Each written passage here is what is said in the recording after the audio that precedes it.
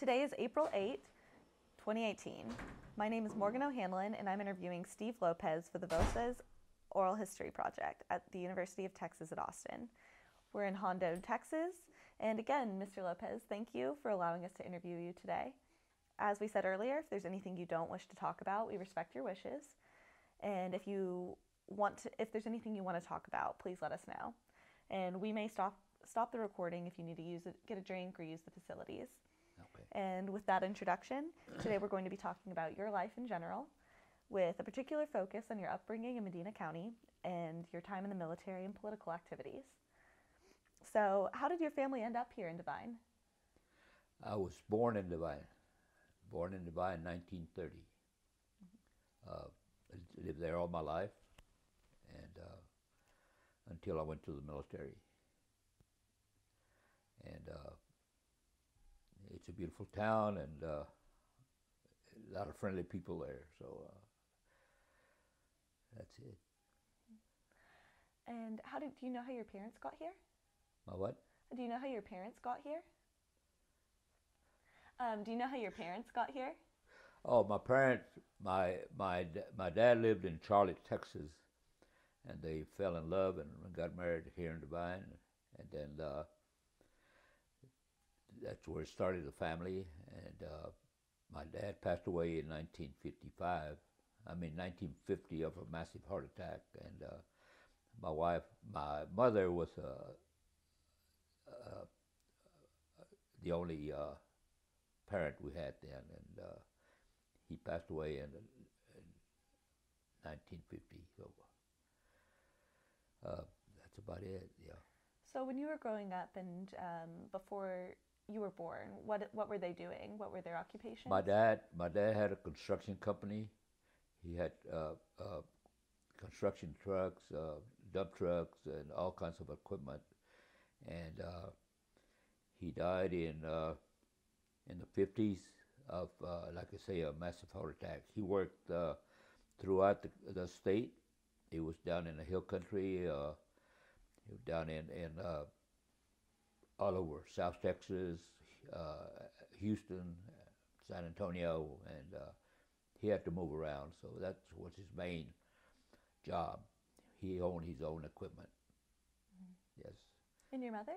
My mother was a housewife and took care of us, and she never did have a job. Mm-hmm. Yeah. And So was your family involved with what are your memories of their community participation? Do you remember them being a big part of the town and the politics? Well, we lived there in Devine, but when I went into the service in 1951, I was drafted into the Army, and when I got discharged from the Army, I joined the Air National Guard, and I served all my time. And I got a job with Kelly Air Force Base as an aircraft engine repairman, and I spent a lot of years in the aircraft division, and I worked myself up to the final assembly of the aircraft engine itself, and I spent about 32 years with the government as a foreman with the aircraft division, and I worked myself up to that. So,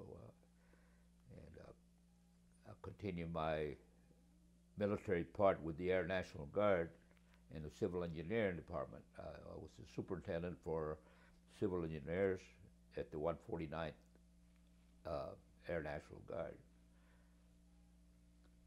I traveled all over the world and with the Guard, and it was a beautiful experience throughout my career. And I stayed there until I retired in 1990 or 85, was it? Yeah. And I love my career. I'm doing great now, so So I want to ask you a little bit more about your time in the military, but before we get there, can you tell me a little bit more about your childhood? What are some of the biggest features that stand out in your memory about your growing up in Medina County? Okay, I went to school uh, in Devine High School or Devine ISD. I uh, I enjoyed going to church. I joined the uh, youth program with the church, and my main objectives were, or what I liked the most, is going out on picnics and getting involved with the church functions and helping the elderly. And at that time, so we did a lot of work with the elderly as our club, uh, what they call the CYO then, and that's what we did. And I enjoyed growing up in Devine, and it was a great experience through there. Mm-hmm. And so, can you tell me a little bit more about that church community? What types of people were involved in the church, and also, I guess, what were some of your conversations like? Were people just mostly, yeah? Just tell me a little bit more about the community. Well, the main conversation we've had with the community, everybody knows each other in a small community like that, and going to school, they would say, "What do you want to be? What do you want to do?"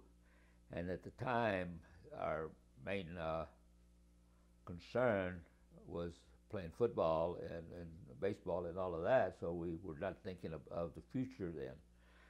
We had sports in our mind, and they asked questions like, "What do you want to be when you grow up?" and all of that. And the military was not in my mind at that time. You know, it came out later, and it was good for me, and it educated me, even though I didn't have any college education. But throughout the military, you have a lot of experience through different programs, and I took advantage of that. So. And so, what was school like for you? Was it kind of something that was positive? Did you like it, or did you dislike it? Well, at the time, the well, I don't know what to say. I liked the school, and the environment was not as we liked it back then, and because of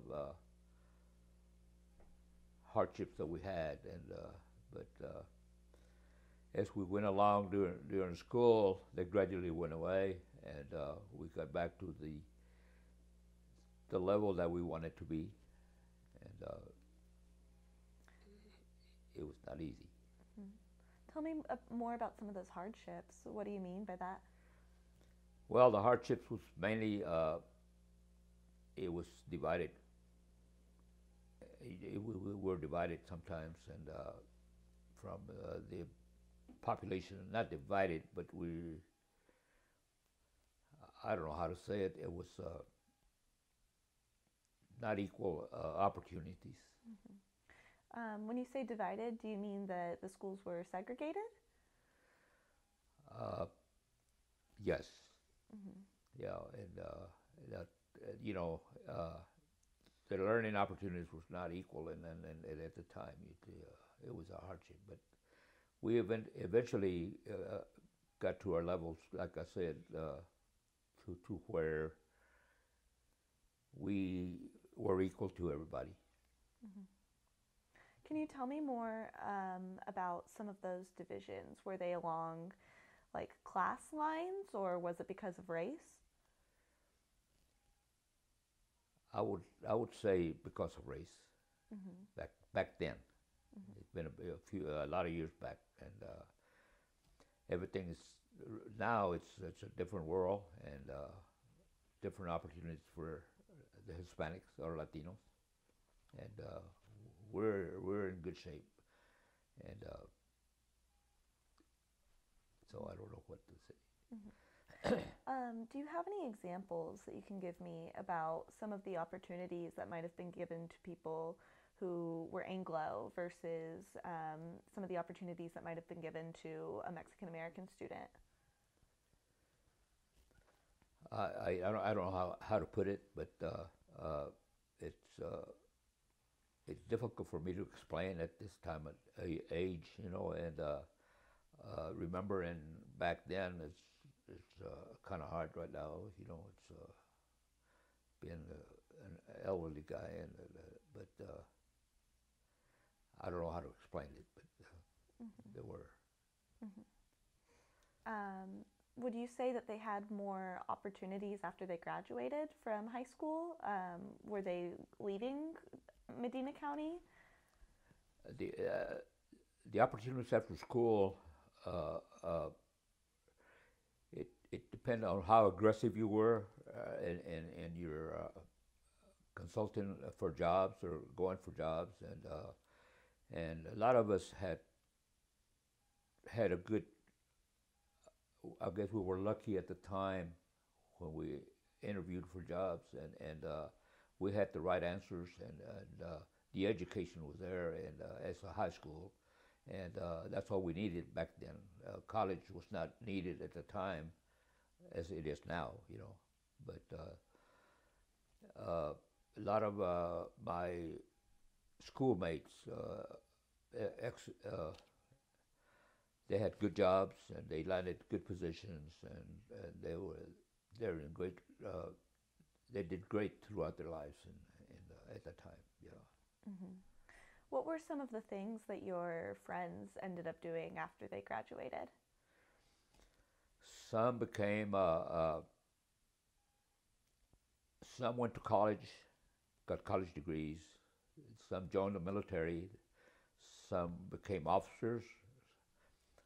A couple became pilots, and one became a naval officer. He retired as a commander from the Navy, and like I say, I was one of the lucky ones too. I retired as Chief Master Sergeant from the Air National Guard. We had to have the same education as everybody else, and even though I didn't have a degree from any college, I took advantage of all classes that we had in the military to advance myself, and that helped me a lot. And it depended on how, like I said a while ago, how aggressive I was, or we were at the time to escalate to a higher level. So it was not easy, but it was worth working for, and that's why I think I'm where I'm at right now. And I still am kind of interested in this idea, in learning a little bit more about what Devine was like before, while you were in high school. Where were some of the places that you and your friends would go and hang out? Ooh.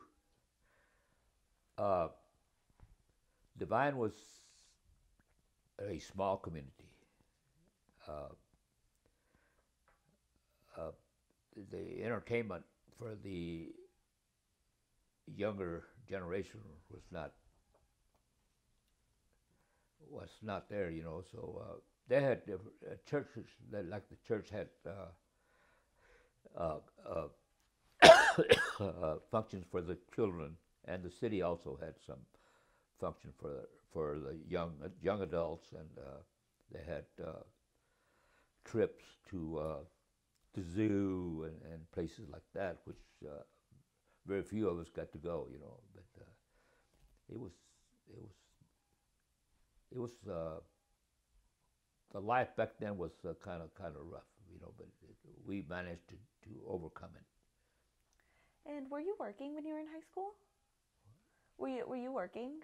Did you have to work with at the time, most all of the high school kids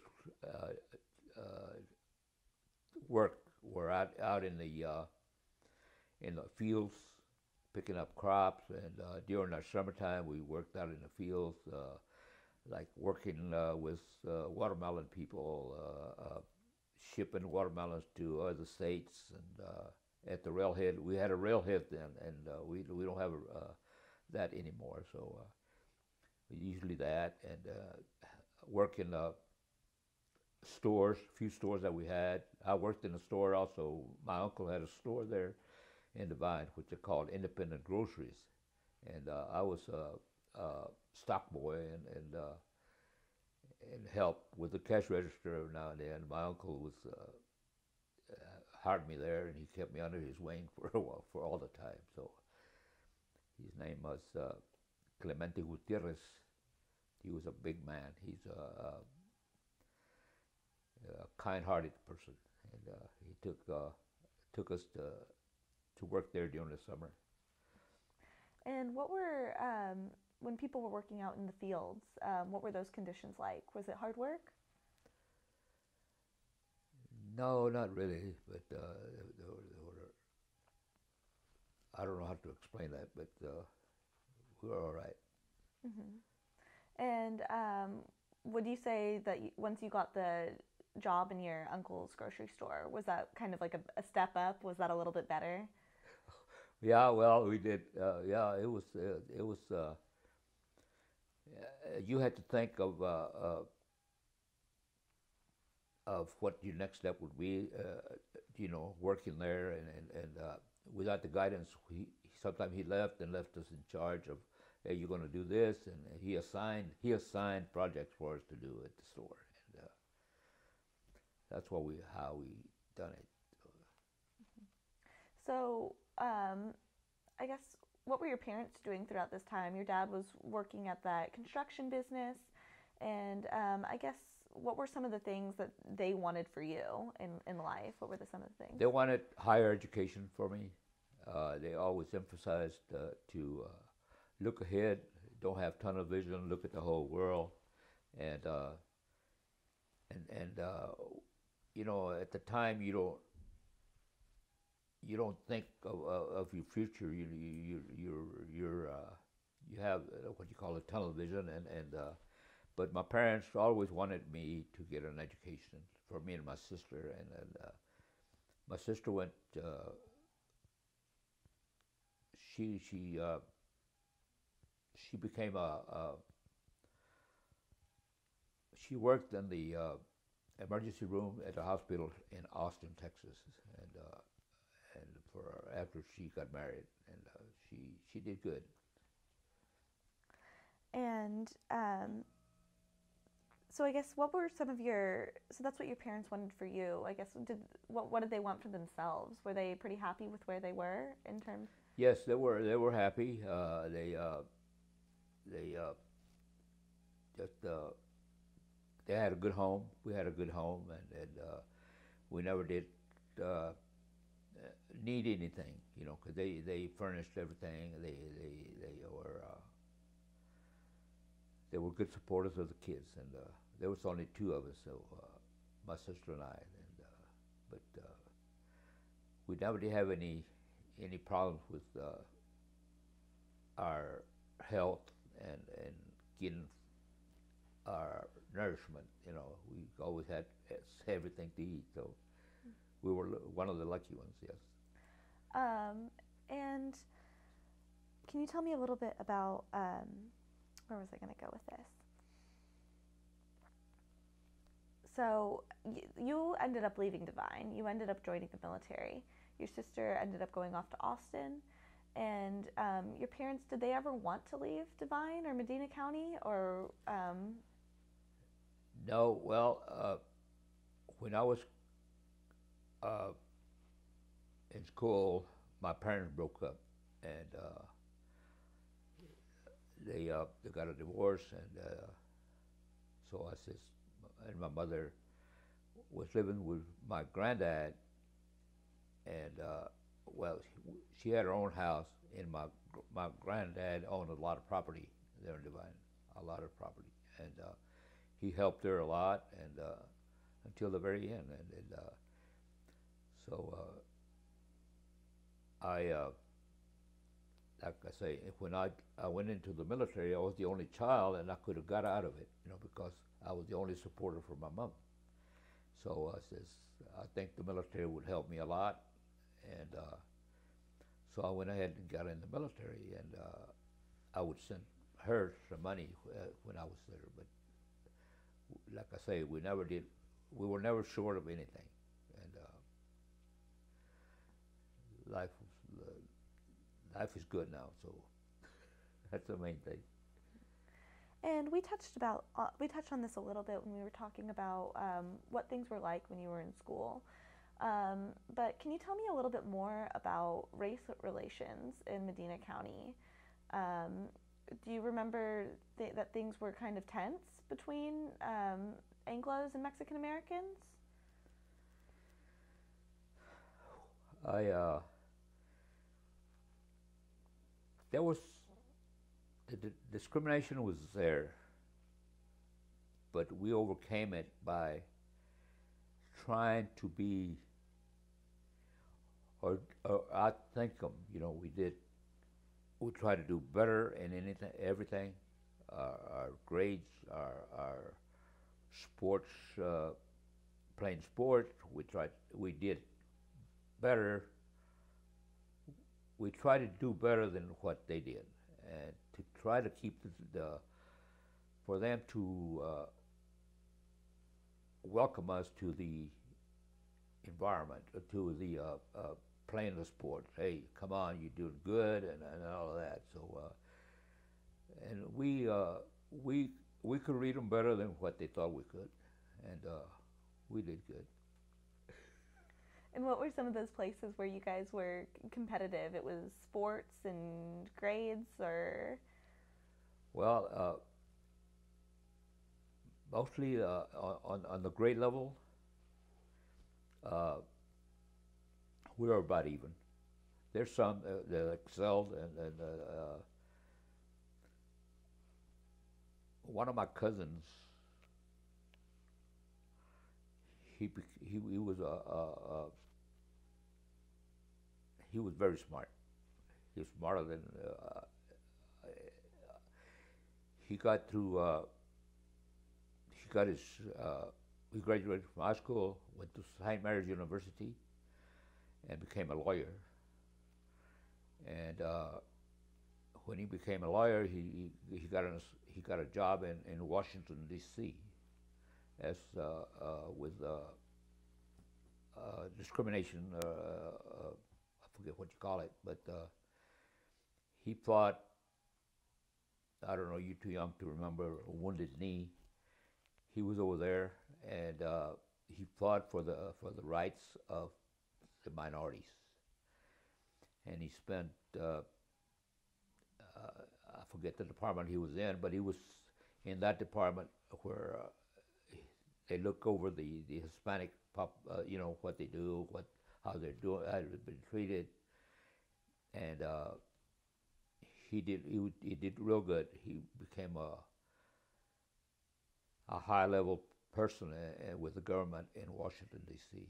His name was Gilbert Pompa, and he's still in the history books. And in fact, his first job as a lawyer, he defended a German Shepherd dog. Now, I don't know what the dog did, but his first case was that, and he found him not guilty. So that's one of his favorite stories that he would tell, and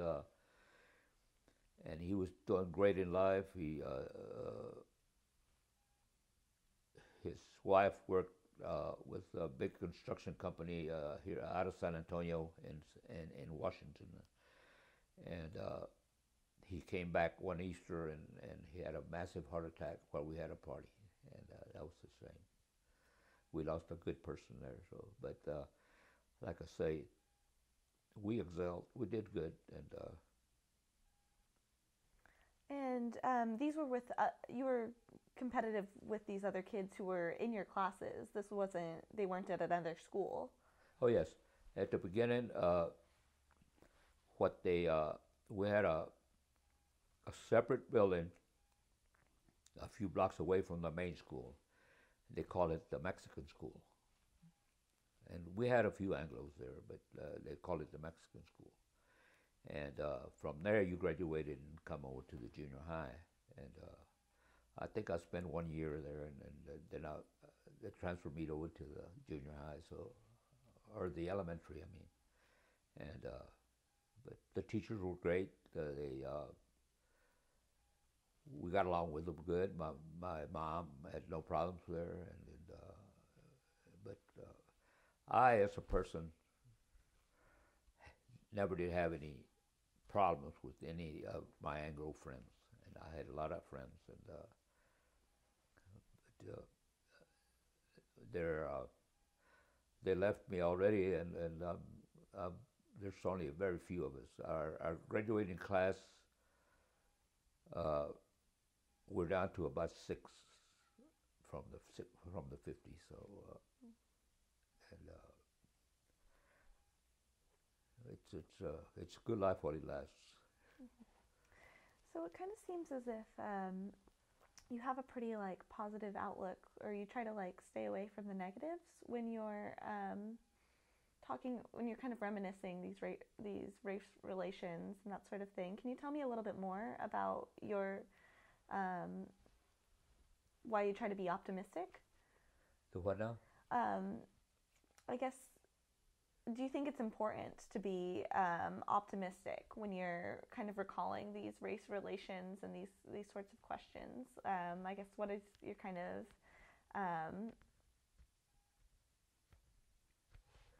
yeah, it's kind of a complicated. I think that might be a leading question. Okay. We can skip past that one. But can you tell me a little bit about how Devine is different from Natalia, Hondo, De Harris? Like, what were some of the differences between those towns? Well, Devine has always been the highlight of the center of everything. From football to baseball, everything.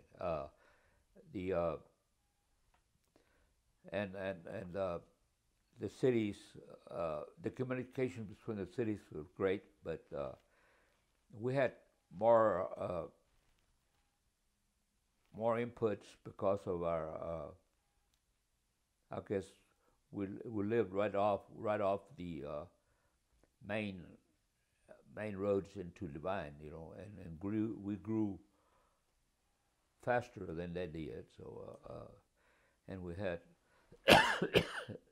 our economic developments were back there. They were still they were pushing for higher more businesses in Devine, and that's what helped us here. Dehanis is kind of slow. It's a farming community. And Natalia was at one time had a factory there of vegetables and all of that. It did great for a while, and then it fizzled out. And Devine has always stayed in what do you call it? Marketing business, marketing, and mostly our population of Devine worked at the air base, and that's what made it.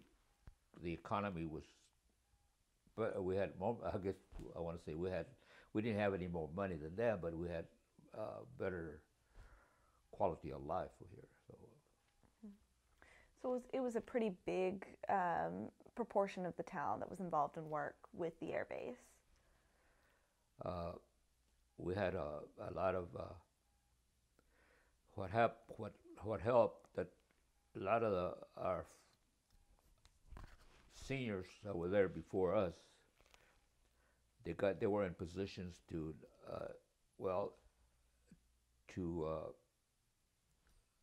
get the information to our community of what they needed, what jobs they needed, and the information got to us, and some of us applied for all of this, and that's what we got there with the help of.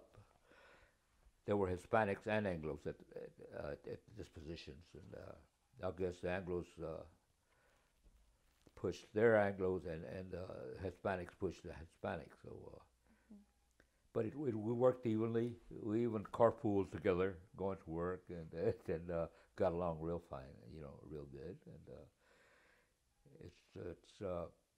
it's a progress. I guess progress helped us, and as as we grew older and learned how to manage everything.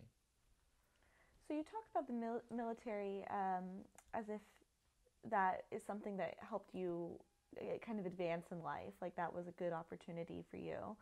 So was that like a common route after high school for a lot of people to go into? Most people ended up doing that after high school, after graduation? You know, and we lost a lot of people of going up north and getting jobs in Wisconsin, Illinois, and Chicago, and some of my relatives that grew up with me at the time, they left here to go up north and get jobs. And in fact, a lot of them they're retired already. And they came back home, so, and they live pretty comfortable. And most of these are Hispanics, and they bought properties. They're living good. So, but like I say, they had to leave town, and in fact, one friend of mine that just got back from, he worked in Chicago. He left. When he left, a truck full of young men. He was at the post office sitting on the sidewalk. He says, "We're going to go up north, go work. You want to go?" And he thought about it. He hopped on that truck and took off. When he got up there, he got involved with the Indian program and the reservations. He worked at the reservation with some, I forget what Indian tribe or whatever they call it was. But through them, he got education. Finally got a good job in Chicago, and he moved back to Devine after he retired. And he's living now very comfortably because of going up north and getting the jobs. But he's doing real good now, so at an old age.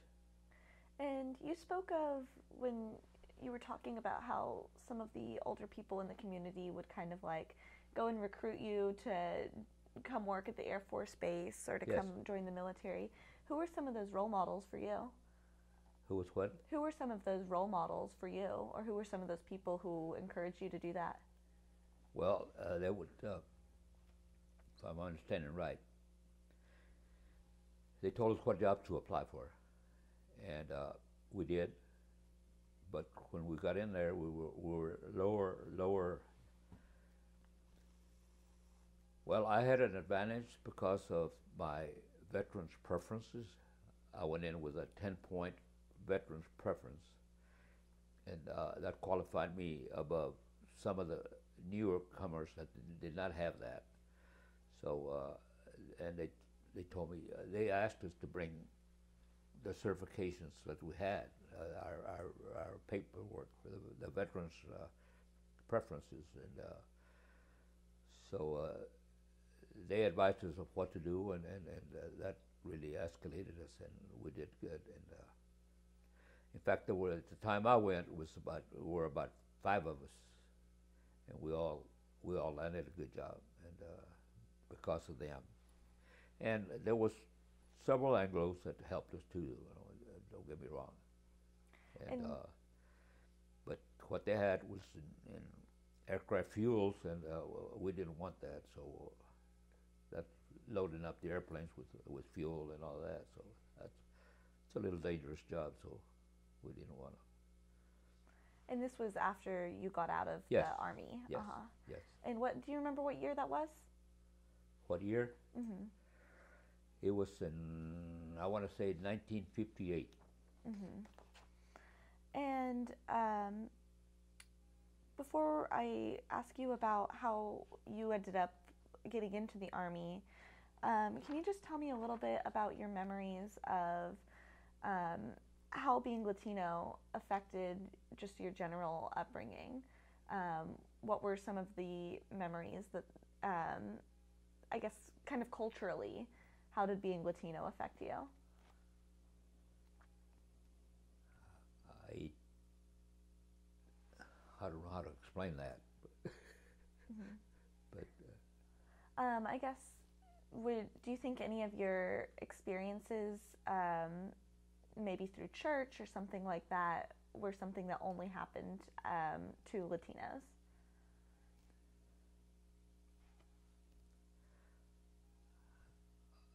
well, through I don't know how to explain that Mm-hmm. really. I guess, do you think that um, there were distinctly Latino role models for some of the younger people? I remember earlier you were talking to Maggie and I about how there was somebody who was a role model for you. Oh yes, Uh huh. yeah, yes.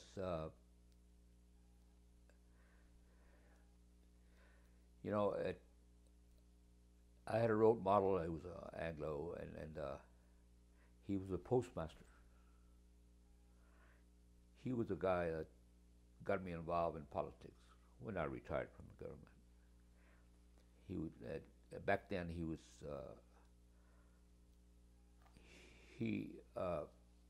he did a lot of great things for the community, and I learned off of that of what to expect and what to do, and so this this this man, his last name was Malone, and he helped me a lot, and well, not only me, several of us, but we took his guidelines and followed through, and we did good. So, but you know, when you're young, you don't listen to what they tell you all the time. You can hear it, but you forget it, and I guess that's what happens to some of us, you know. But So, politics was kind of a big thread in your life after you got back from the army, and that's when you started to get into it. But before you went into the military, were you really paying attention to kind of some of the political things that were happening in the city? Or were you mostly focused on your church stuff in high school and? well, I focused on mainly when I got drafted. I put everything aside, and I did my military part, my duties as I was instructed, and like I say, in the army, it was harder. It's a hard life, you know. You're out there in the boonies, and you don't have time to think. You think while you're out there, your survival time, and that was the main thing in my mind at the time. So I don't know, but And were you drafted after you graduated high school? do I now? Were you drafted after you graduated from high school? Yes, yes, yeah. But see, I was going to play a sneaky one on him, and I went to enlist in the Navy, and I said, "Sure, come on in." And I talked to the recruiter and everything, and they got on the computer, and I said, "We can't take you. You're Army property." And they told me when I was going in. I said, "Uh oh, okay." So I walked out of there, but that was the only downfall I had in trying to get into the military. But after that, it was good. And, like I say, the schooling and the military was what helped me a lot, also. And so you tried to join the Navy to stay out of the Army. Yes, Why was the Navy a better option? because of better opportunities for advancement, and the Navy was a cleaner environment. While uh,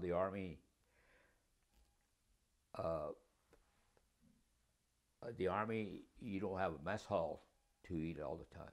You eat out in the field in the rain and the snow and the heat, and that's what we looked at. And but that's the only reason I wanted to go in the Navy. And but when I got out of the Army, I had to stay in the Army for 6 years as a reservist. And so I had a friend at the Air National Guard, an Anglo, and he says, "Come on back, and I'll transfer you from the Army, excuse me, from the Army into the Air Force, and we'll do better. You can do better." So that's what I did, and from then on, it was just time and grade and all of that, and get your schooling out of the way, and because every step has got to study. You got to study for that, or go to NCO academy, to an academy. And being that I was working at the time, I couldn't go to the academy, so I did all home study. So it was I got it out of the way, and everything was good. And what kinds of classes did you take? Huh? What kinds of classes did you take? We had correspondence courses.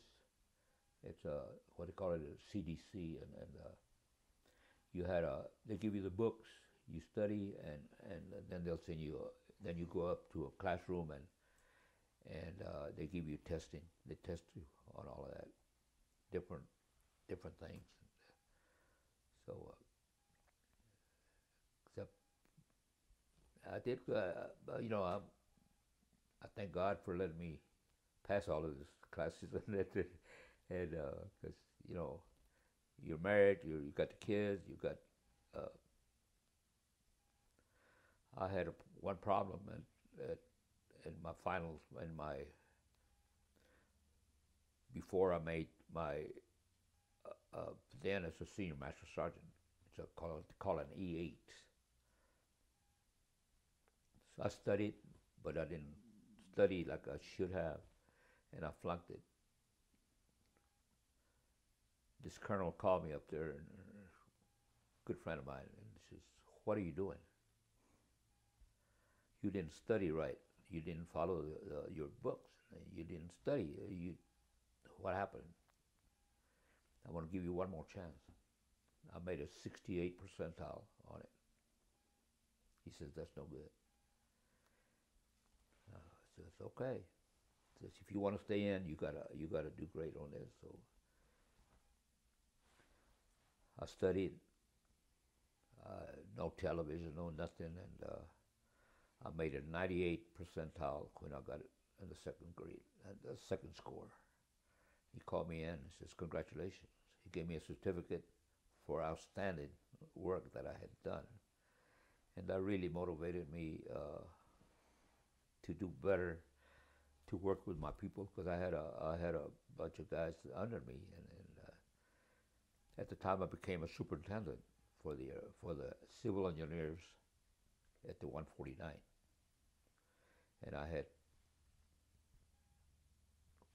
plumbers, electricians, carpenters, you name it, and I was overall NCOIC of that. So I thank that colonel for helping me throughout the last part of my career. So.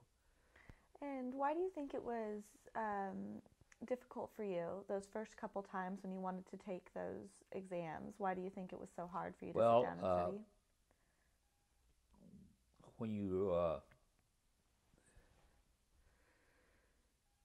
When your friends invite you out to go and party and all of that stuff, and that was the main problem, because I didn't put enough into it to get what I needed, and but you have to avoid some of the good stuff to further your education, and that's what held me back. It wasn't that I was not doing my job; I was not doing it right, and concentrating on what I had to do for the future of my career. And were you taking these classes not during the time you were in the Army, but after you were working at the air base? At the air base, uh, while I worked at the air base, they allowed you so much time to for your education, and I did my job, and then did my job, and then they allowed me so much time. I usually done it on my own time, at home, and because but you got to devote your time to your job and to what you need to do, and there was a lot of deployments, like I told you a while ago, that I had to go to and take a. They assigned me they assigned us a job at a different base to go do, and we had to leave, go for 3 or 4 weeks and do the job, and then come back, and then we'd pick up. But it's a time consuming deal, you know. But like I say, I've been saying that. I overcame everything and did a good job for the government, for the Air National Guard, and for myself. Because I didn't have tunnel vision at the time, I wanted to. I looked at my future, the future of my kids and my wife. So. And will you give me a quick breakdown of some of the time that you were in the military? So laying out the timeline a little bit. So you graduate high school. Yeah. And then you're drafted into the military? I was drafted. I was sent to Fort Hood, Texas, for my basic training. I was with the 1st Armored Division, tanks and armored. Everything's armored, and I trained there for 7 months.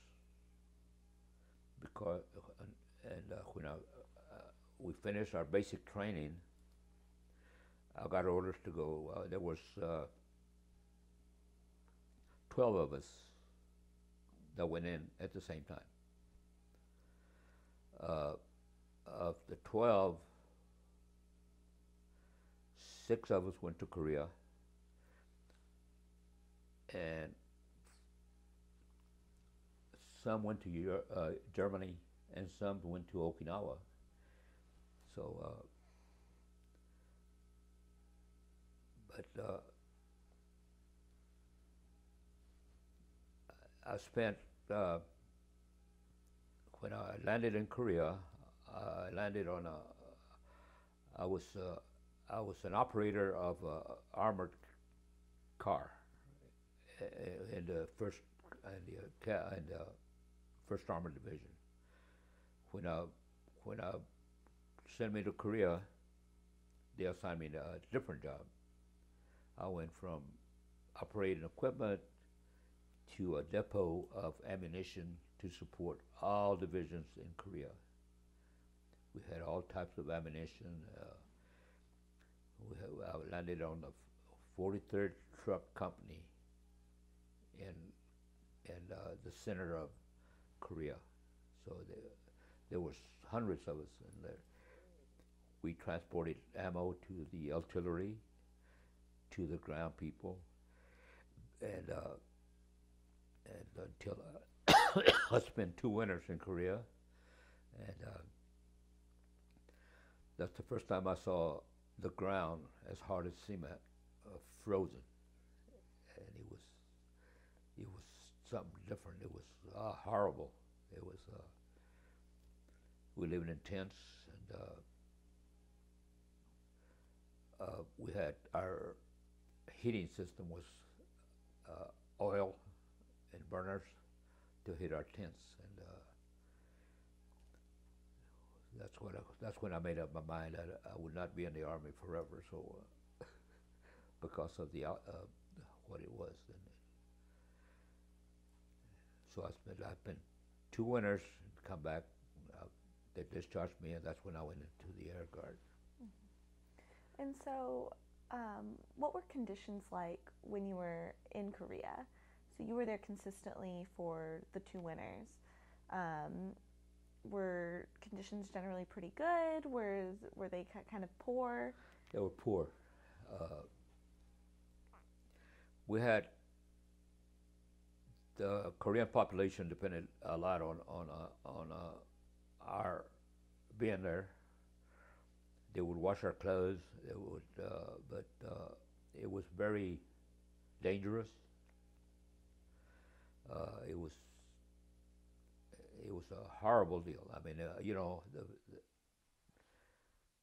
you couldn't go out by yourself, or you couldn't go nowhere because of the enemy that had come into the population of the cities.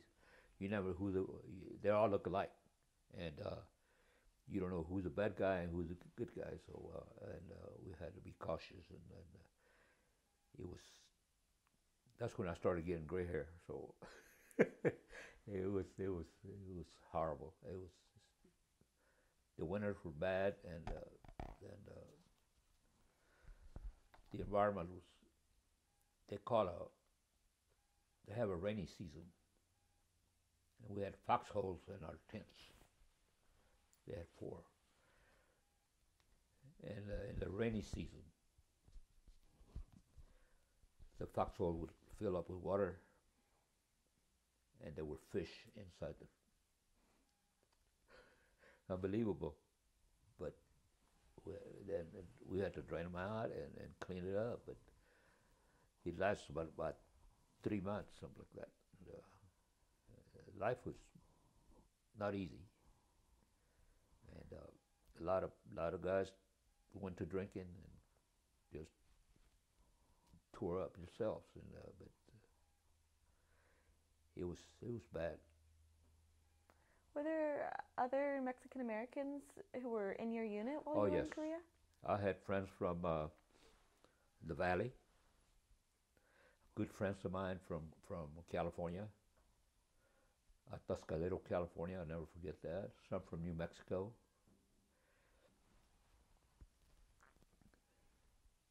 And we, we communicated, and there were a lot of Hispanics. And in fact, our support was for a battalion of Puerto Ricans up there. They were Puerto Ricans, and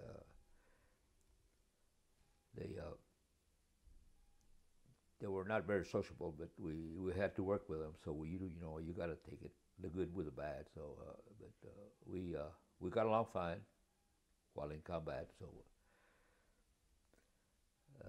but there were a lot of Hispanics. A lot of Hispanics got injured, and some didn't make it back. So in fact, I had one from New Mexico that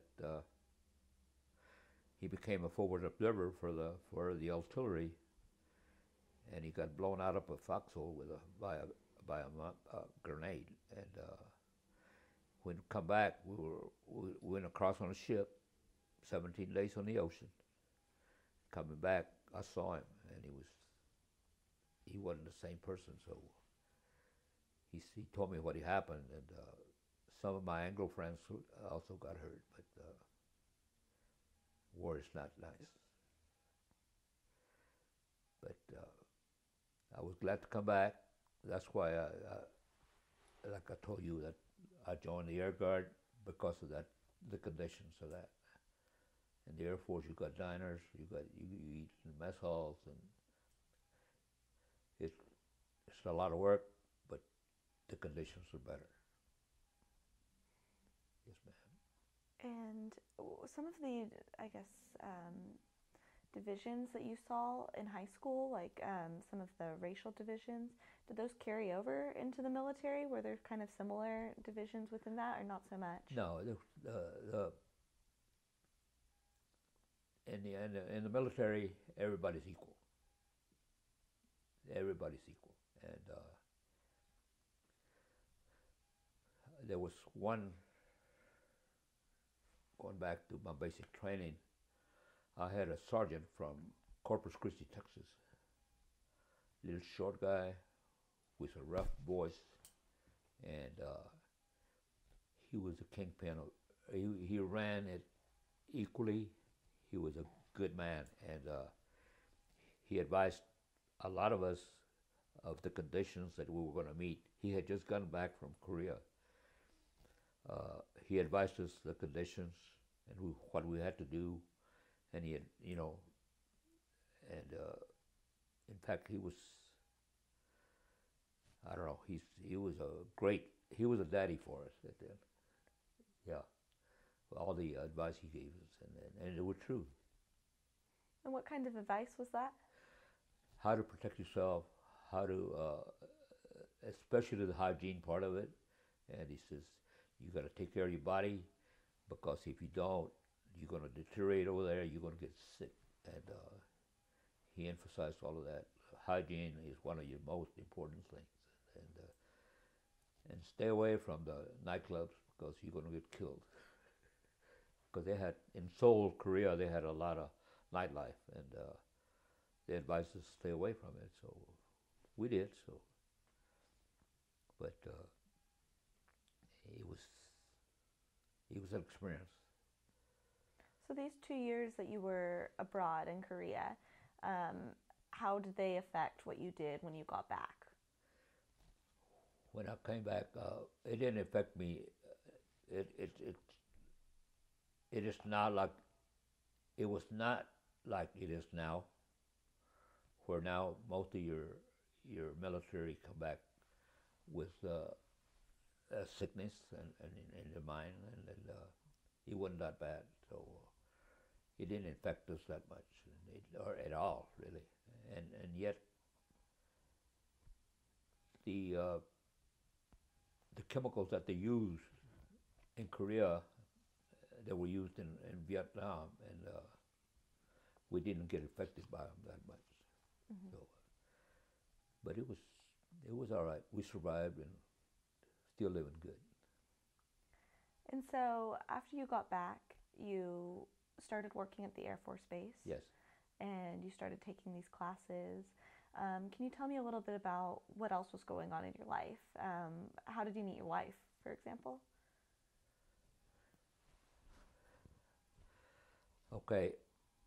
My family came first, and my wife. And when I had a plan for the entire year, from December to December. What year was this? Huh? What year was this? In the 80s. I think it was about, well, when I started working at the base in 56, mm-hmm. no, 55, 1955. I worked 2 years.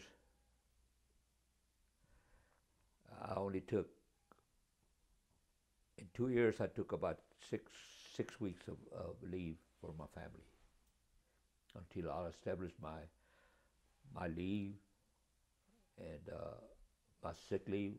I didn't use sick leave for 5 years. I had 2,000 hours of sick leave when I started, and I programmed my family. When the kids were small, we took them to Arizona, traveled, and to the Grand Canyon, a lot of places we traveled a lot, and to Houston, to ball games, to SeaWorld, and because my family came first then, and all, I used to take the kids to Astroworld, to ball games, and just, like I say, my kids came first, and my wife, and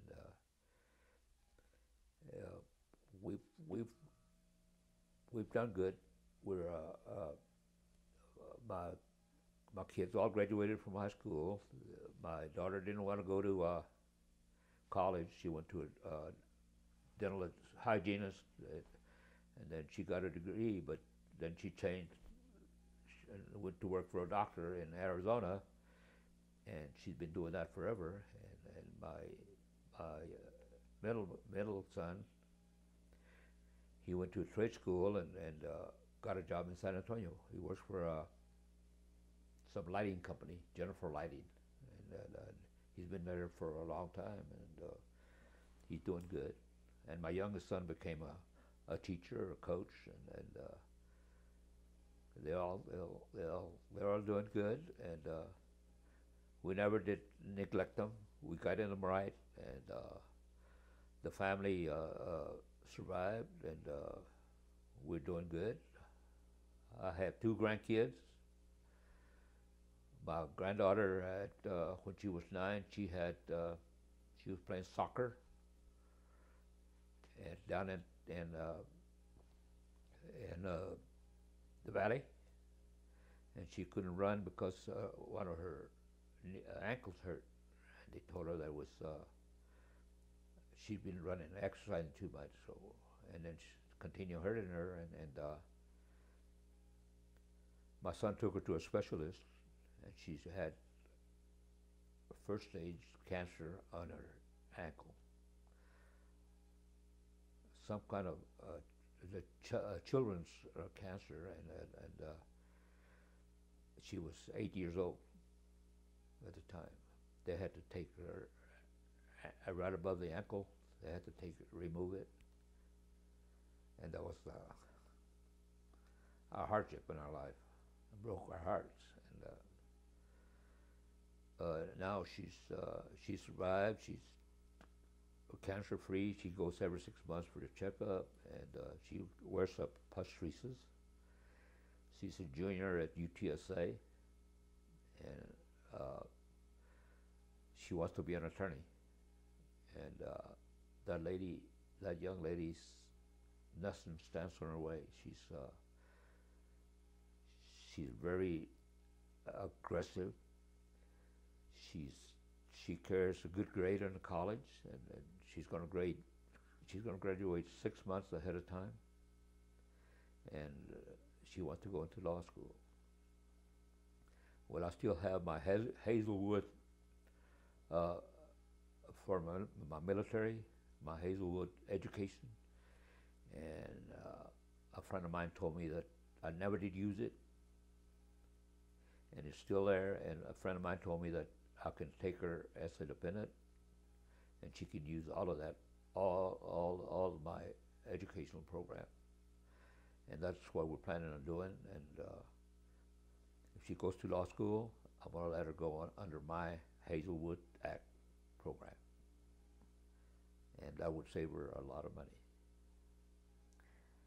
My young grandson, he's a freshman in high school. He's at College Station right now, and he's at FFA, and he went to a school to inspect beef, the beef product, all your beef, and he's over there right now.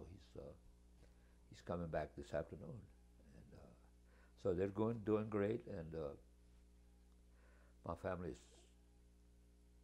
been blessed with everything. So, and I am proud of them, and I try to help them as much as I can. But this is on my family side, and my wife and I started bowling about 50 years ago.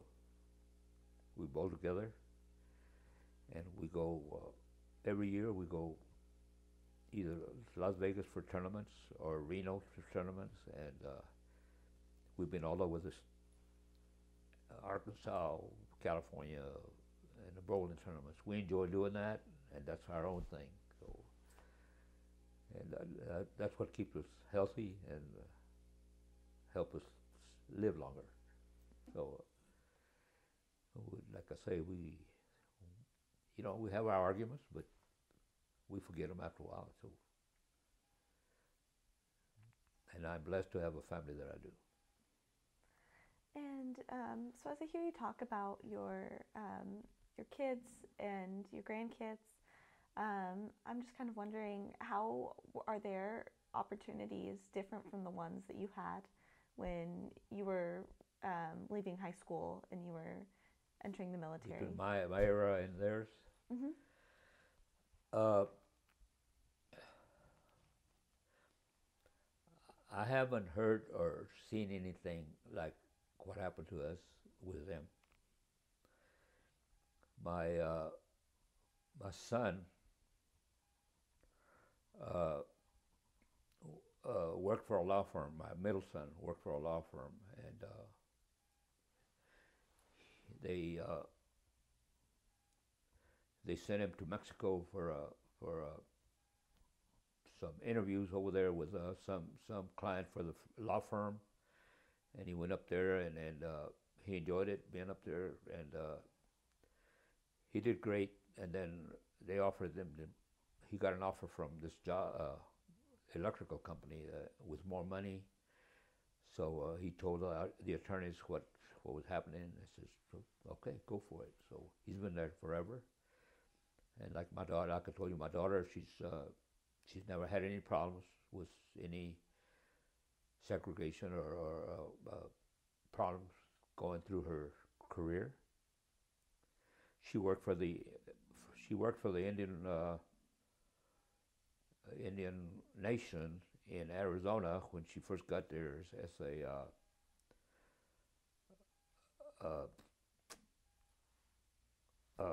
what do you call it?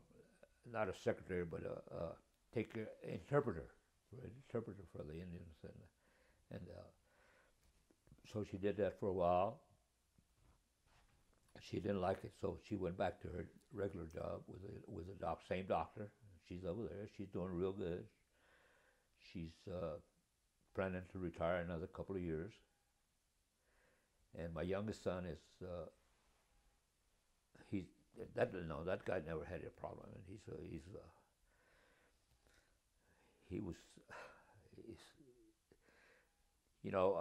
I had an allotment for him when he was going to college, but he needed more money, so he got a part-time job. And on weekends, he didn't have a job, so he got a small barbecue pit and cooked hamburgers in the dormitory. He was staying in the dorm, and he made good money on the hamburgers, and he's one of a kind. He's 6'4", with about 2, and we're all in my family that we're all tall.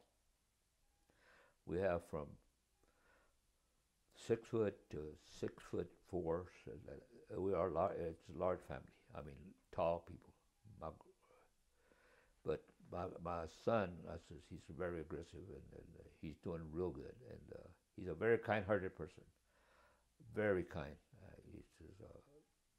You can't upset him. And our family has a good communications with all of them. So we're staying with the family. About 6 years ago, we used to go, our adults, my brother-in-laws and myself, we used to go every 1st of December to Las Vegas and have a small gathering up there and have a good time. Stay for 4 days and come back home. Our nieces and nephews were little kids. Now they're growing up, and about 4 years ago, my son, my 2 nephews started. Hey, we're gonna get together every 1st of December while the rodeo's going in Vegas. The rodeo people. And okay, let's try it. Says you'll be our overseer for all the kids. Me and my brother-in-law. Says all right. So not cutting the story short, we started with six relatives. Last year we had 36 nephews and nieces go to for that gathering. And there's some that we have all colors, and they get along fine. No bickering, no nothing. It's a happy family, and we have a good time. And like I say, our families are very united, and we have no problems. We have no discrimination in it, whatsoever. And when we were filling out the pre-interview forms, I remember you said that your kids grew up speaking English, but you wanted them to speak Spanish as well, Yes. and you spoke Spanish in the home. Can you tell me why that was important to you? Speaking Spanish was very important to me because of our cultural, and I wanted my kids to grow up and be bilingual. It's very important. Some of you bilingual persons are earning good money by being bilingual. And like I said, and my son was a very stubborn kid, not stubborn in just trying to speak Spanish. He says, I'm not going to need it. And to me, it's one of the most important things in life, being bilingual. The more languages you know, the better off you are. And because some of the younger airmen that I got in when I was in the Guard, they were from the Valley. And blue-eyed, blonde-haired guys, and este bolillo no sabe. So, and they spoke fluent Spanish, fluent, just like us, and I says, if they can do it, we can do it. So, and it's we have we were at a restaurant coming back from the Valley the other day, and we stopped at the Whataburger in Alice, Texas, and there was this Anglo couple there, and this blonde-headed girl and beautiful lady, and they were sitting right next to us, and they started speaking Spanish. My wife looked at her and says, "Mira," and she says, and that is the most beautiful thing in my life, to hear somebody like them speak Spanish fluently. And that's the reason I wanted my son to do that. And now he's okay now, and he's having problems with Charlie, my grandson, doing the same thing he was doing. He's taking Spanish. He's passing the grades, having good grade, but he don't speak it. That's how does he do it? And I talked to him in Spanish. Says, "¿Qué?" Hey, answer me in Spanish. It says he won't talk Spanish. So are your kids teaching your grandkids Spanish as well right now? Yeah. Mm-hmm. Yes. Yeah. And it's very important, because it's a need that we have. You speak Spanish? I understand. I'm not so good at speaking either. I think I'm kind of like your grandkid. Yeah. And it, you never know. Because I've been in places that say the air at I want to say the airport, but it happened to me at the airport in Houston one time. Coming back, there were some people from Mexico trying to get a ticket or transfer to a different airline, and the guy that was talking to him didn't speak Spanish, so they called me over to help him. So, and it's. And the people from Mexico didn't speak English, and he didn't speak Spanish, so I had to help him out, and that made me feel good to do that for somebody. It's a need. It's a need. So you talk about speaking Spanish as if it's a big advantage for people nowadays to be able to be bilingual. But was it an advantage for you when you were working at the air base or before that? Well, at the air base was 60-40, 60 Hispanics that were employed there, and the communications were were, were great. I mean, because we didn't need to use the Spanish that much there. So and the higher up people were, well, we never did need it in there. So because we never did need to use it, but we usually spoke English, and some of our high officials were bilingual also. And I did want to ask you about the Bay of Pigs, because Maggie was telling me that you were active when that was happening and that you got sent out to Miami during then. What are your recollections of that? Like what? Let's go over it again. Back in the 60s, you were in the military during, or working at the air base. Yes. When all this stuff with Cuba was happening, and there was the missile threat and all that stuff. What do you remember? What that was like? Yes, but I can't remember fully, and but the alerts were there, and the information was there, and our security took care of all of that, and because my military part was not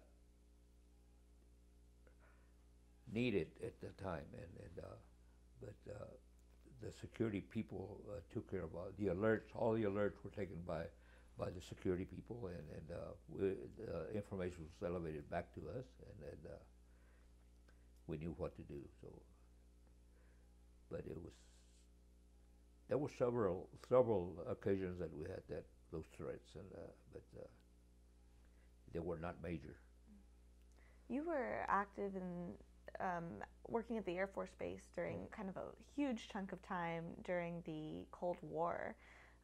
Was that kind of like a stressful thing? Were you kind of like on edge a lot of the time because of some of the tension that was going on? I don't understand, but when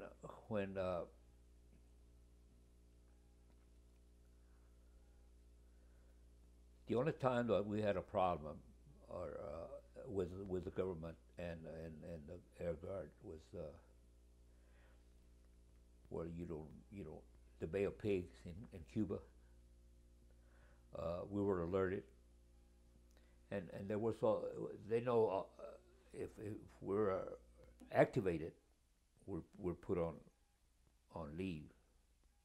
We're transferred to the regular Air Force, and the Bay of Pigs. We were put on alert. We were leaving. We were supposed to leave for Florida to an air base up there on standby.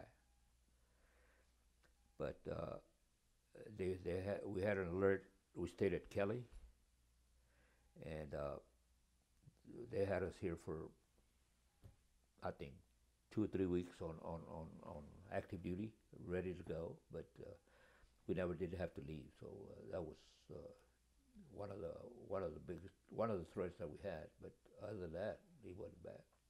Mm-hmm. And we had everything ready to go, but they didn't call us.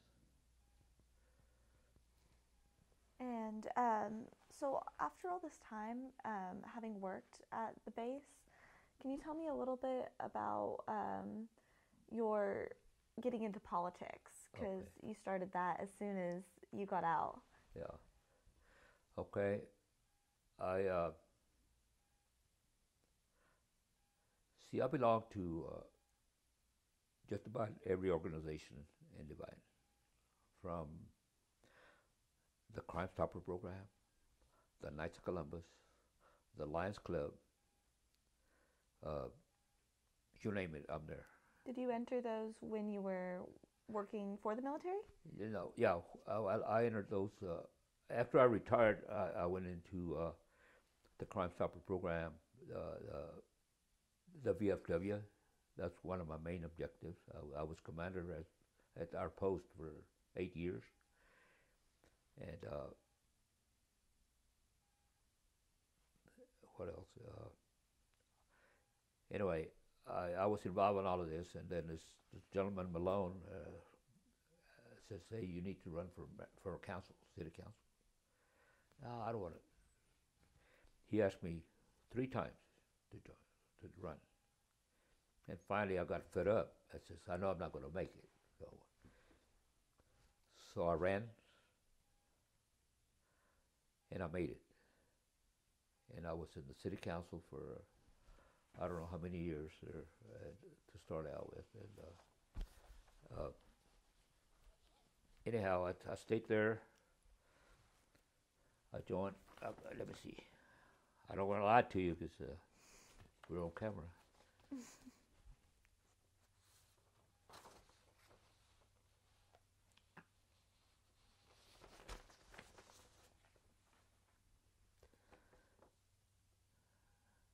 Okay, in '87. In '87, I got involved, and then I spent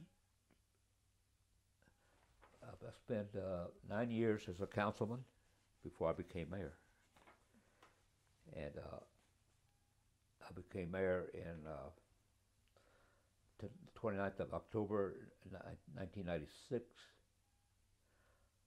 I was the mayor that was there. I was the mayor pro tem for Ms. Linda Gunn, and she got frustrated with some of the councilmen, and they made her life miserable. So she says, "I'm going to resign at midterm." Says, "You're going to be mayor for the rest of the year."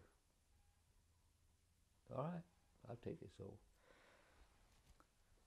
I stayed there, and says, "Well, for a year, that's not bad." So I stayed as mayor for that year, and then I ran, and I stayed there for as mayor for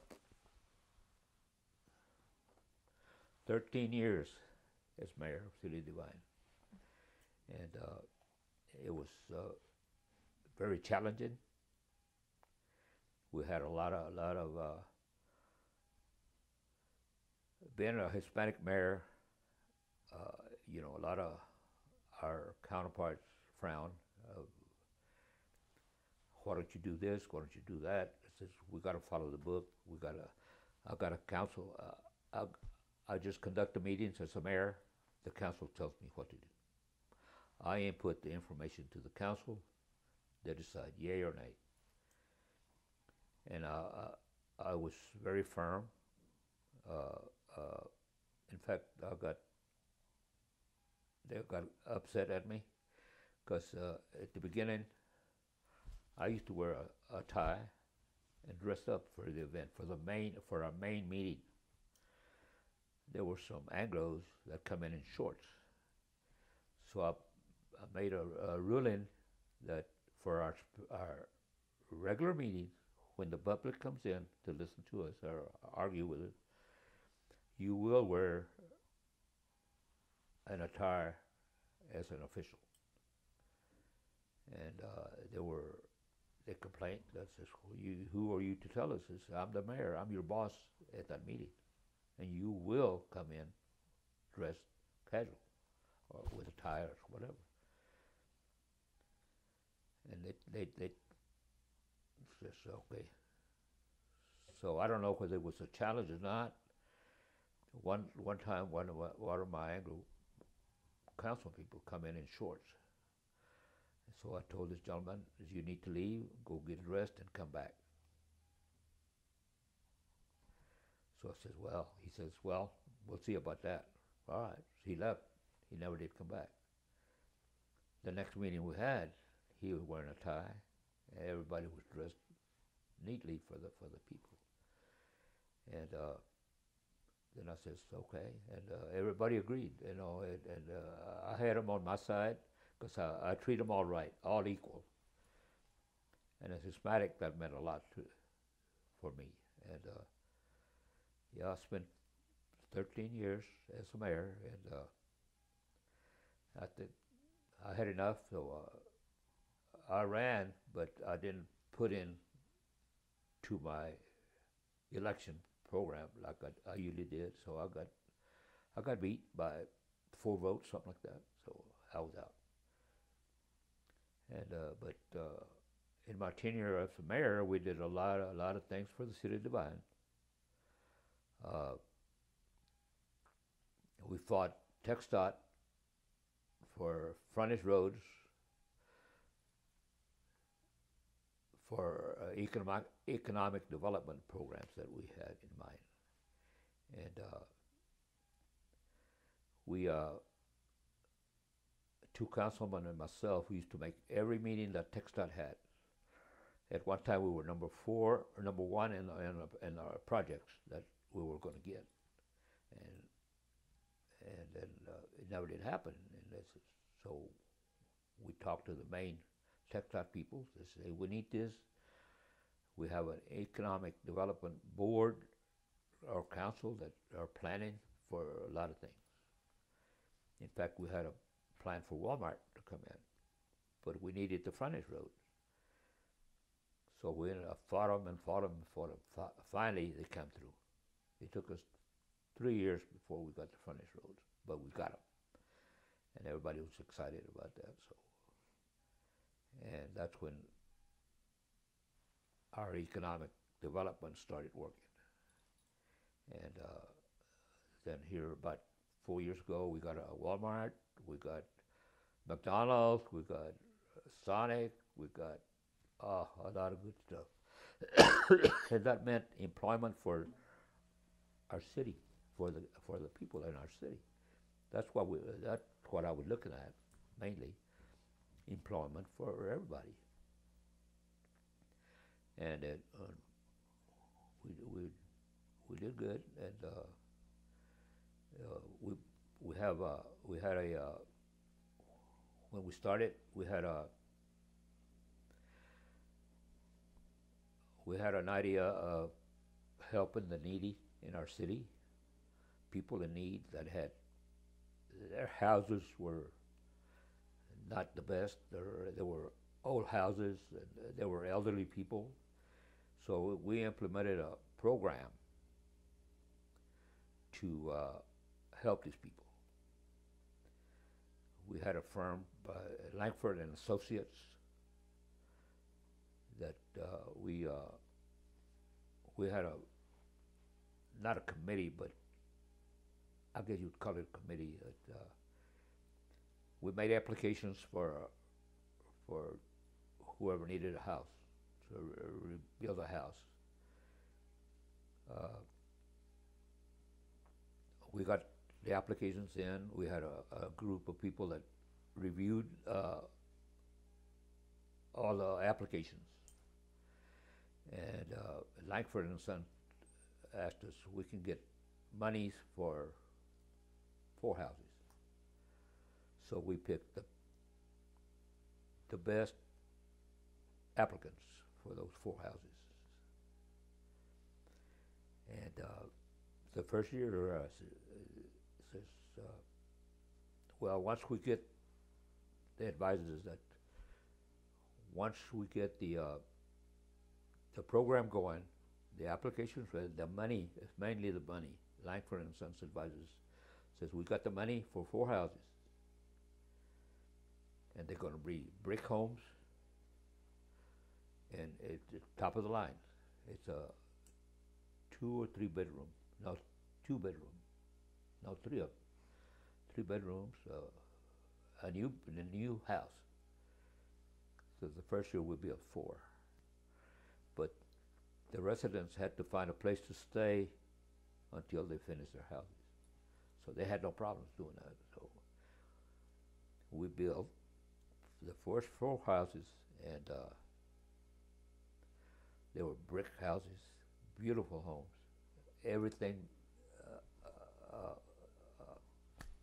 oh, they were great. I mean, it made us feel good to see the faces of the people that got these houses. They were all smiles, they were crying, and we had ribbon cuttings, and we started that program. I forget what it is right now, and you got to listen, and it's still going.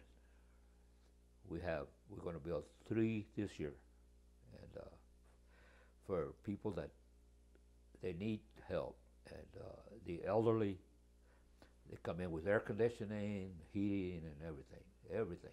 All they have to do is move their furniture back in there, whatever they want, and but it's that makes me feel good of what we did. There's not a word I there. We did it as a group, and right now we have 3 Hispanics on the council. Because I went back to being a councilman about 4 years ago. They asked me to come back. I said, no, I don't want it no more. I've got enough headaches as it is. And they said, no, you need to come back. And I'm there. So I told them, this is my last term. I got 1 more year. And let me go back a little bit. And in the 90s, we hired a city administrator, female type, Anglo. And she had a resume that she could have run for president then and made it. But her performances were not, what was on the resume and what she did were not equal. And we had her for there. We hired her, and as things went along, and she was doing a lot of things without consulting the mayor or myself or the council. And I gave her a warning, a letter of warning, and in writing, and that she needs to start conducting herself as a city administrator. Okay, I had a trip to Vegas with family.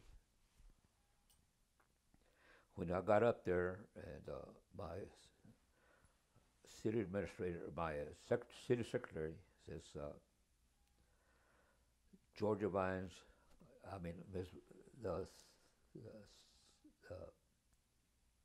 the lady fired my police chief because of something. And he says, what was the reason? He says, well, he fired him and paid all his sick leave. What we usually do is somebody terminated, they get their annual leave, but their sick leave, they don't get nothing on that because, you got to be sick to earn it. So she paid him with it. When I got back, I had a meeting with her. And he says, you did this, and it's against our bylaws. It's on our book that you cannot do that. He says, I told her, I think you better start looking for another job because I am going to terminate you. Oh, she got upset and started cursing like a sailor, and I says, it's all right, it's all right. I had my city secretary there. She listened to everything, put in making notes. And we had a council meeting, and we decided she had to go. And so we had a council meeting, and I brought her in on a closed session. And I says, we're going to terminate you because of what you did with Mr. Ainsworth. And that was a no-no, and you knew better than that. Says, I'm not. You got to fire me. I am going to fire you. But if you resign, I'll give you a letter of recommendation to get another job. No. Then she come back, and her husband, an Anglo, he was called me all kinds of bad names in front of everybody, and I says, all right, you want the letter? I'll give you to a certain date. So we had a special meeting, and she came in, says, okay, I want the letter. I gave her the letter. I says, leave your desk as it is. We'll take care of it. You don't take nothing out of it. And that really upset her. Says, well, I've got personal problems here. Well, personal things. It's, we'll get them out and mail them to you. And so she left. She got a job in someplace in New Mexico. And the mayor from that place called me. He says, I got a Georgia Vines here that wants the job as a city administrator. How is she? I read the letter you put out, and I says, she's all right, but you got to be careful. That's all I told him. I says, be careful, be careful. Well, thank you, Mayor. And she didn't get hired. So anyway, what I'm getting at, I had a Hispanic secretary. Her name is Dora Rodriguez. And I says, Dora, I want you to take the city administrator's job. You can do the job. No, well, I don't want it. I've got this job. I'm asking you, wait. Take the job temporarily, and we'll give you a pay increase for doing the job. She says, I don't know. It's just a big workload. I said, I'll get you some help. She took the job, and she stayed there for, 3 years, doing a fantastic job. La Mexicana. And then we hired a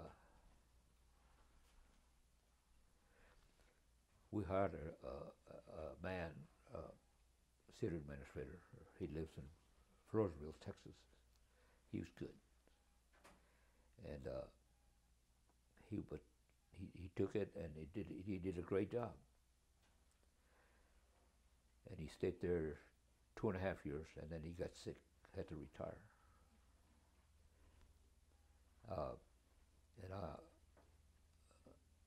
We didn't want to hire nobody for a city administrator, so we asked Dora, will you take the job? And we'll get you some help. So she's been there for 3 years already and doing a fantastic job. And that's why I say, if you give a Hispanic an opportunity to do the job, they can do it. They will do it better or equal to what they do.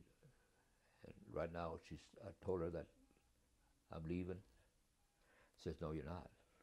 You put me in here, so you're going to stay with me. So, but I'm getting up there in age. I want to do what I want to do, and I have time to do everything. But and I was asked if I wanted. I've been mayor pro tem for 4 years already. They want me to take back the mayor's job. I says, I don't want it. I do not want it. So, and the Dora says, if I stay, you stay. Mm-hmm. So, but we have a good unity. We're united, and Anglos and Hispanics, and we're doing a good job. And we have a new economic development program that we're going to input, and we need more businesses. And we're working with the youth. We're going to build a new park for them, and try to improve our city. And I was curious, were you the first Hispanic mayor Yes. of Devine? Yes. And were there a lot of Hispanics on the city council when you got the job on the council, or not so much? No. So those are There more was, recent developments. No, when I left as a city councilman, I left the position over. But a buddy of mine, no, a friend of mine, John Ramirez, says, you need to run for my position. And he ran and won. And he stayed as a Hispanic councilman. And now we have three. We have myself, David Espinosa, and David Valdez. They're good people. I mean, the reason I'm saying is good because they look at the future, the growth of our city, and we have one Anglo councilman. She's a good worker. And one Anglo man. But we have a good understanding, and we work together. And naturally, we have our yay and nays. But after that, after everything goes through, we're still friends and working for our city. And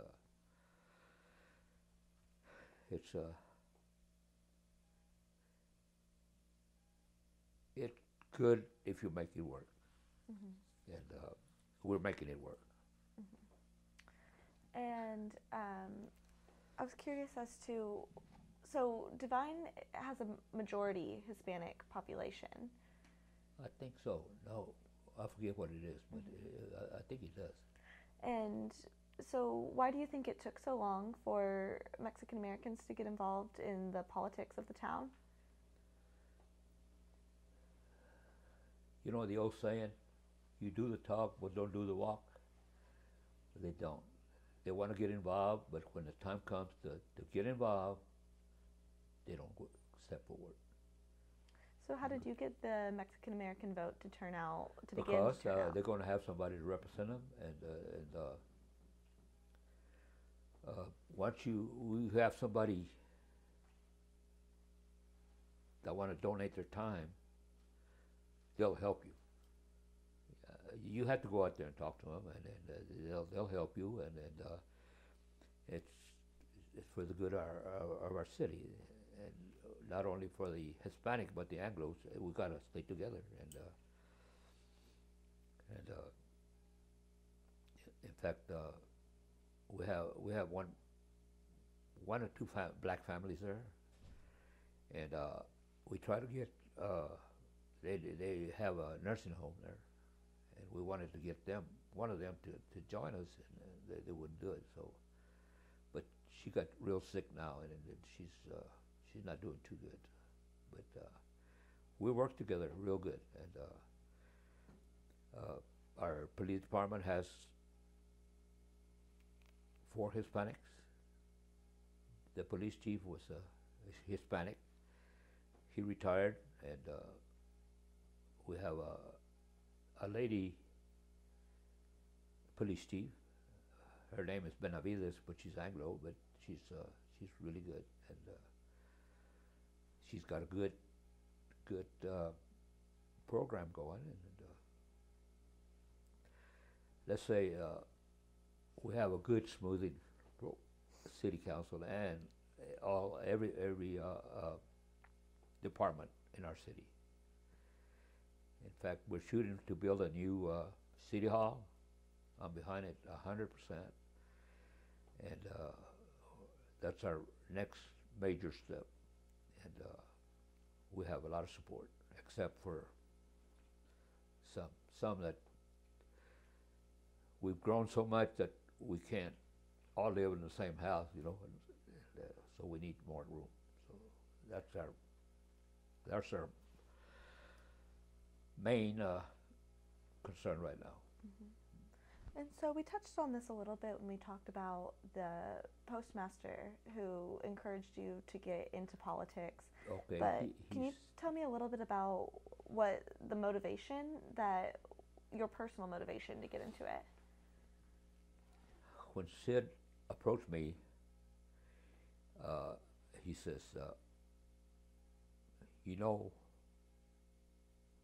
we don't have any Hispanics on the board.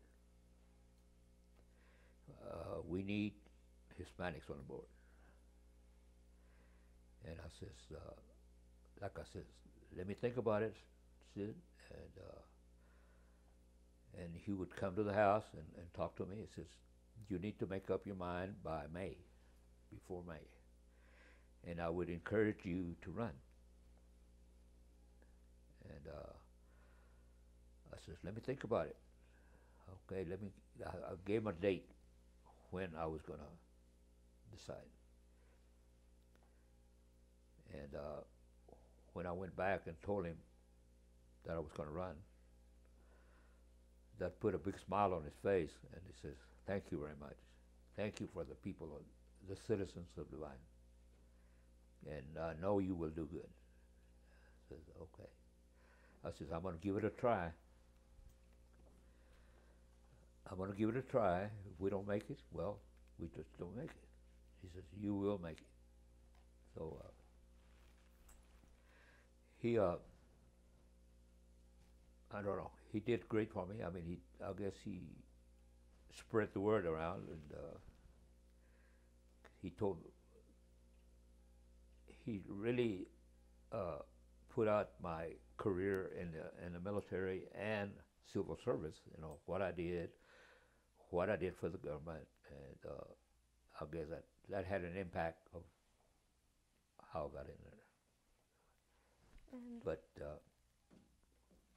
I was not scared, but I thought I wouldn't adjust to that type of program. But it was not that hard, and it's not that hard. And like I say, we got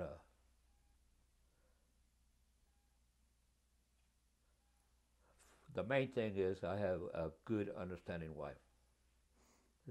I forgot to put that in there. But that's what it takes. If you have this 4-day family, your wife is a key person.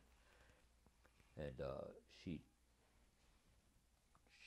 gave the okay, so I went for it, and I got it. So. And what were some of your fears about running for office? What? What were some of your fears about running for office? My main fear was approaching people to ask for a vote. I thought they were going to say no. And you'd be surprised, because you gotta study and know what you're going to say to the people first. And you gotta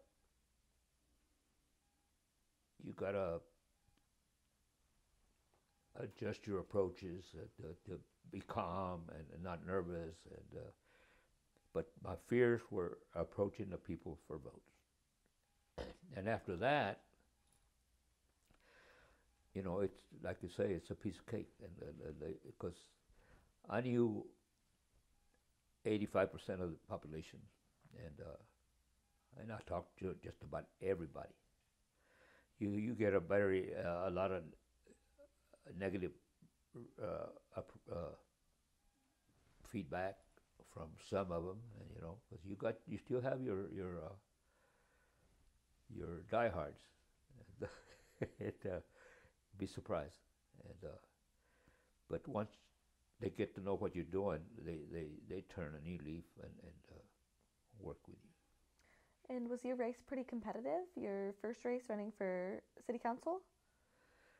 I haven't had an opponent since nobody run against me, and that's one of the best things. You don't have to work as hard. You don't have to buy posters. I tell you how bad it was the second time. I put out 100 signs, posters for vote for Lopez. I lost 50% of those signs. Somebody took them. And later on, as My in-laws lived out in the country, so we take a back road. It was an old 81 highway. There's a bridge that comes from a fish hatchery, canal runs through there. We come by there, all of those signs were in that creek. Yes, ma'am. And but it happens, you know. You got to have your diehards and negative people, and but you cannot do them if you make up your mind. So if you didn't have opponents in your races, then who do you think was doing that? Or why do you think people were taking out your signs and throwing them in the creek? Well, this was for my mayor's job, the last time I ran for mayor. But I didn't want it anyway, so, but I don't know why they did it, but they did it. But now I have no opponents, and it scares me. I don't want to stay there too long. You know, you can only do a job so long, and then it's somebody got to step up. And I have somebody in mind already, and a Hispanic guy, and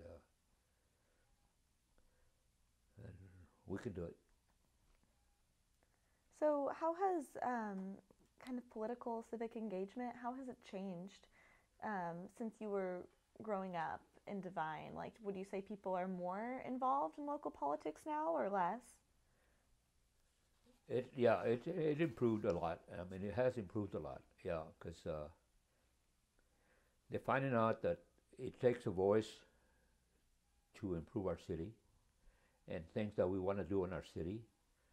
And if you don't have the support, it'll never get done. But if you promote it, sell it to the people, and they will help you. But don't promise nothing that you're going to do, because you cannot promise anybody nothing if you can't do it. So the best thing is just we're going to try. We're going to try to do this. We're going to put in for it. We're going to give it a try. I learned that from Mr. Malone. Says, once you're in, don't promise nothing. Don't make any promises, because sometimes we can't keep the promise, and that would put a nail on your coffin. So that's the way he was. He was very upfront, and he says, just think of what you're going to say. Talk to the council, and because yes, it's not, you can't promise nothing. So, but if you do, whatever comes through, you got to do the best you can to complete what you're doing. It's just like in the Hispanic side of town, population had one black family there, and the rest were Hispanics. The roads were dirt. I found out that Textile was going to mill I-35 up to Lytle, and I went to one of my friends in Textile and says, how can I get some of that material? What do you want it for? I told him what I wanted it for, to pave all the roads in that part of town. He said, you better go now and talk to chief at the Textile in San Antonio. So, okay. So I took two council people and my city administrator, and went, because I went and to talk to him. That was about 4 months before I started the project. And I talked to the head man. He said, how much you want? I says, how much you got? He says, I need everything you're going to mill, because I gave him how many streets we had. And he says, you got it. Well, the Medina County Textile found out about what I did, and they come and says, you cannot have all that material. That's just, here it is right here. I've got it. So I started the city public works to start right before they started the project. Start working the streets, getting them up to par, because we're going to start getting materials at this date. Sure enough, we start getting the materials. The streets were ready. We laid the asphalt all over the highways and rolled them up, and gave them good roads in that part of town. Mm-hmm. And that was A plus for me at the time. That's what made them see what good we were doing for the community. And so it was not easy. I made a lot of, not enemies, but angry people from the Department of Transportation there in Medina County. Have a lot of the projects that you've been working on while you've been both a councilman and the mayor, have a lot of them been geared towards equality? Do you think there still are problems to resolve in terms of equality between Anglos and Mexican Americans in Devine? I don't think so.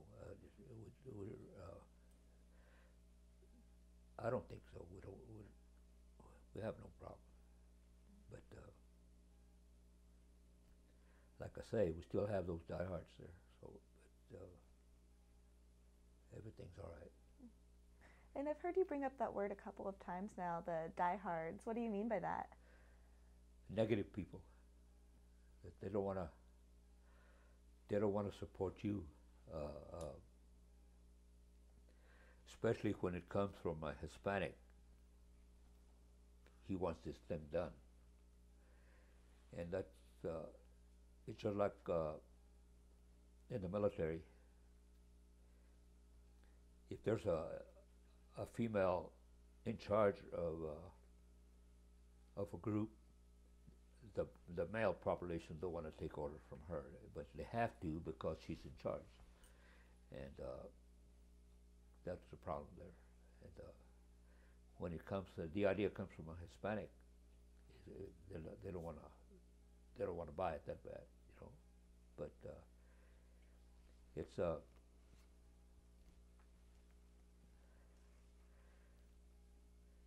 don't know what else to tell you. It's we're doing good, and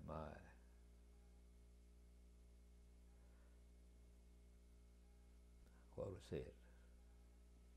I'm getting tired. Mm-hmm. Well, I think we're pretty much near the end of our interview. So before I let you go, is there anything else that you want to comment on? The last one on the red book. Mm-hmm. Where is it?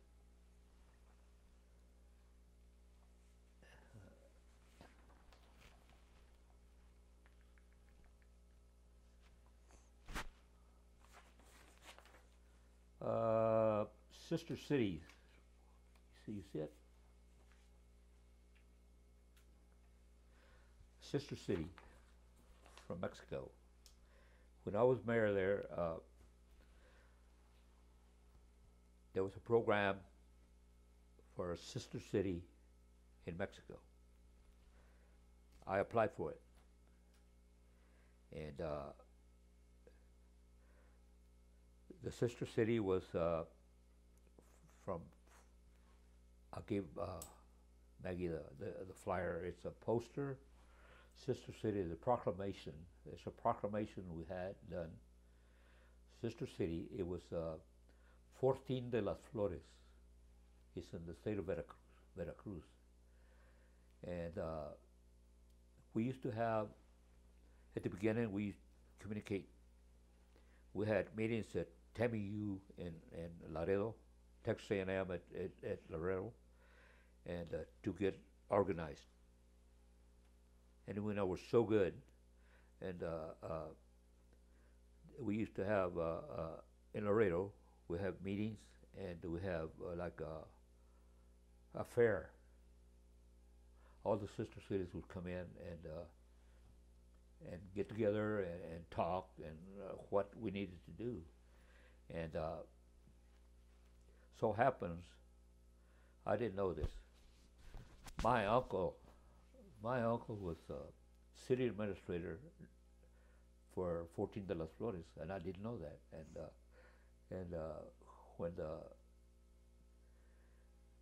when I found out, oh man, this is great, and I have family down there, and so we had a conference in Tamiu in Laredo. People from Mexico came in, and we went to a convention, and there were the majority. There was a lot of Hispanics. I mean, mucho de Mexico, and I didn't know this, so I wrote my agenda, my speech, what I was going to say. And when it came down to my turn, because I heard everybody talking in Spanish, and I went to one of the coordinators and says, "How come everybody's talking Spanish?